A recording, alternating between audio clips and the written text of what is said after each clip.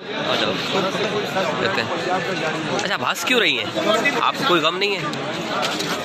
नहीं, आपने कत्ल किया फिर भी आप मुस्कुरा रही हैं। कत्ल आपने किया? आप हाँ हाँ आपने किया है? क्यों किया? कोई वजह? आपको मार रहा था? क्या कर रहा था? कत्ल करने की कोई वजह तो होगी।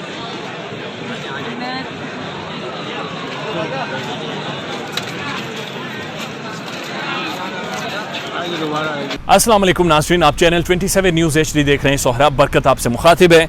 और इससे पहले कराची में एक अंदरनाक वाक़या होता है, एक तशवीशनाक और एक इंतहा दर्जे का इंसानियत सूज़ कत्ल होता है। और कत्ल करने वाली एक खातून है जिसने अपने शोहर का गला काटा, उसके जिस्म के मुख्तलिफ हिस्से काटे और 2 रातें ये खातून अपने उस शोहर के साथ सोई भी रही। यानी कत्ल करने के बाद, जिस्म काटने के बाद, जिस्म के अज़ा काटने के बाद 2 रातें उसके साथ गुजारी भी हैं। इस केस का पस मंज़र क्या था? कौन सा नशा इन्होंने कर रखा था?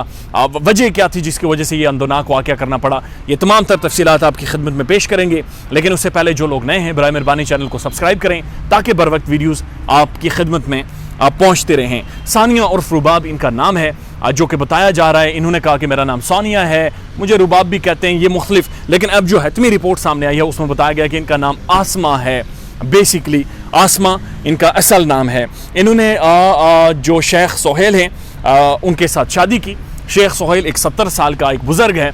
और ये बात बड़ी अहम है कि सोनिया इस खातून की उम्र 30 साल थी और इनके शोहर यानी शेख सोहेल की उम्र 70 साल थी जब इन दोनों ने शादी की।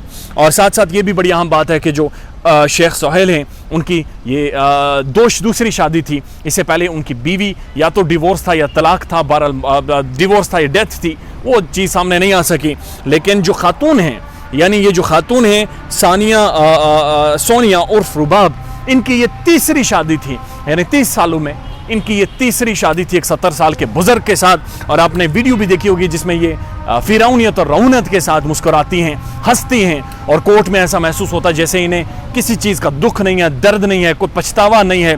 She is feeling proud on it. हैरान कुन जो चीज़ें सामने आई हैं उनमें एक चीज़ ये है कि दोनों नशे के आदी थे, तगड़ा नशा करते थे। और आइस का नशा, ये बताया जा रहा है कि आइस का ये बहुत ज़्यादा नशा करते थे। और आइस के नशे के बारे में आपको पता है कि जो भी शख्स आइस का नशा करता है तो उससे मुराद यही है कि वो ज़ाहिर जाफिर की तरह, जिस तरह उसने नूर मुकद्दम का गला काटा था और इस खातून ने भी अपने शोहर का गला काट दिया। ये एक एक्सट्रीम है नशे की कि जहाँ पर इंसान होना इंसान भूल जाता है। इसकी 3 बेटियां हैं जी इस खातून की। और ये और इसका शोहर दोनों आइस का नशा करते थे। और साथ साथ इन्होंने कहा कि मैंने जब अपने शोहर को कत्ल किया उस वक्त मैं आइस के नशे में डूबी हुई थी, धुत थी नशे में, तो मैंने अपने शोहर का कत्ल किया। मेरी बेटी के साथ ये शख्स नाजेबा हरकतें करता था, यानी गैर अखलाकी हरकतें ये शख्स करता था। मैंने इस वजह से इस शख्स को कत्ल किया। साथ साथ जब रिपोर्टर्स ने और मुख्तलिफ लोगों ने समझने की कोशिश की कि वजह क्या थी, क्या इस खातून ने अकेले अपने शोहर का गला काटा है, तो बाद में जो डिटेल सामने आई है बताया जा रहा है कि 3 बेटियां इसके साथ थी इस अंदरनाक वाक़े में। लेकिन मुख्तलिफ जर्नलिस्ट ये अभी भी सवालात उठा रहे हैं कि शायद कोई मर्द भी इस खातून के साथ था जिसने मिलकर जिन सब ने मिलकर इस खातून का गला काटा है। ये बड़ी एक अफसोसनाक खबर है। और तमाम तर तफसीलात ये हैं, पुलिस अभी तक चालान नहीं जमा करवा सकती, मामले को इन्वेस्टिगेट कर रही है, छानबीन कर रही है। और खातून को आपने कोर्ट में पेश होते हुए देखा कि किस तरह से उसकी रूहानियत बरकरार है, किस तरह से उसका एक रौब दबदबा बरकरार है। वो जर्नलिस्ट को देखकर, मीडिया को देखकर हंसती है, मुस्कुराती है, रिपोर्टर्स को स्माइल्स पास करती है, उसे कोई पछतावा नहीं है। और आइस का नशा एक बड़ा कंसर्निंग चीज़ बन गई है। और हमने देखा है कि जो भी वारदातें हुई हैं उनमें एक्सट्रीम लेवल तक इंसानियत को ज़िक पहुंचाई गई है, यानी लोगों के गले काटे गए हैं।